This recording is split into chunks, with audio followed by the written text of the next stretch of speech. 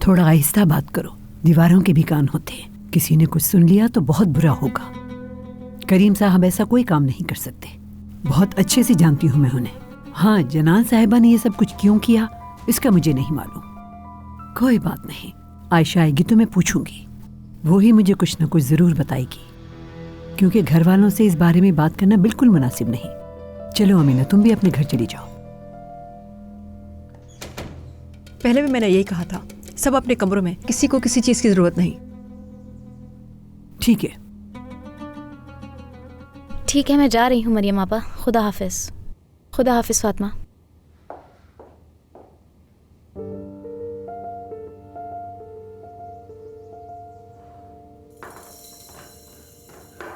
ला मैं करूं।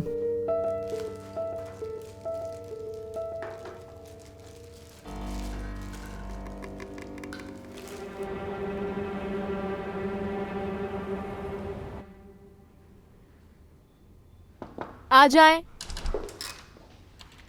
क्या तुम फ्री हो? अगर मैं फ्री ना भी हुई तो भी तुम आ सकती हो। आ जाओ। खुशामदीद। बहुत शुक्रिया।